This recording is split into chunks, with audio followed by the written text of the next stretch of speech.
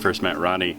About a year before we shot Reconciler, we were working on a television pilot for Roddy, Sean Skelding and I ended up being the main lead camera. Roddy asked for me to do that, and so it was really cool to follow him around for a day. And really, I'd met him at a meeting before, but that was the first time that we really got to spend some one-on-one time, and just found he was just the most genuine, friendly guy, and had such a gracious attitude for someone who's been in the business for so long. Definitely his heart showed through. So when we got around to doing Reconciler, Sean, my co-producer, suggested that we get Roddy to play one of the roles that I had written, and it was, kind of a no-brainer. I mean, of course, and he was gracious enough to accept the role, and so we brought him in for that day, and it was a great decision. He brought a lot of character to the character.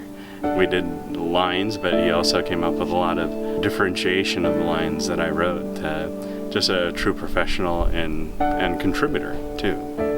From the moment he arrived on set, I met him out at the car, and again, just that professionalism and gentleness came through. I remember when we were getting ready, he knew about my son's passing, and a couple of years before we shot, and Joshua, my oldest son, was on set, and I remember Roddy kind of pulling Joshua aside and just comforting him about that. And I thought that was, he didn't have to do that, but he had such a big heart, and that was Roddy's way.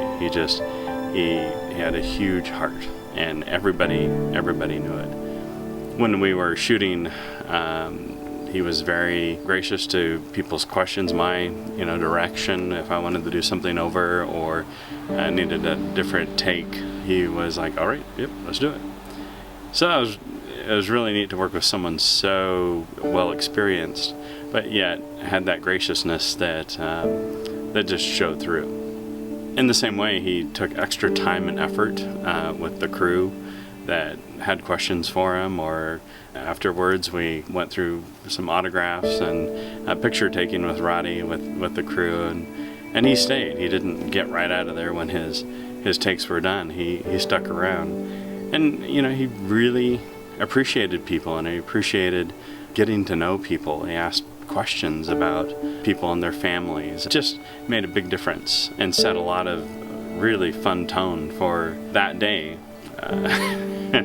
His humor really came through as well on set. I recall multiple times where we stayed on him on a shot, even then when we were probably going to cut out of it, and he would add these little humorous anecdotes or kind of mumblings, of course, which we got on the microphone and appear in the blooper reel. It was a tone that was great to have. I know everybody was a little nervous having such a well-known actor and celebrity and personality on set, but he made it so easy for all of us just to relax and get into the day and get a lot shot that day, which was great. He was a true professional all the way around. When I heard that Roddy had passed, we had wrapped up post-production and getting into the distribution, pre-planning of the film. It was a shock. You never know when your time is, and I feel without a doubt he's heaven side with the Lord, and because of conversations that he and I had, and knowing that he knew the Lord. So it was comforting in that way, but having the loss of him not with us anymore, he'll be missed. He will definitely be missed, and he was so well loved by so many in the wrestling world as well as the film world. And I miss you, Roddy, and we'll see you on the other side.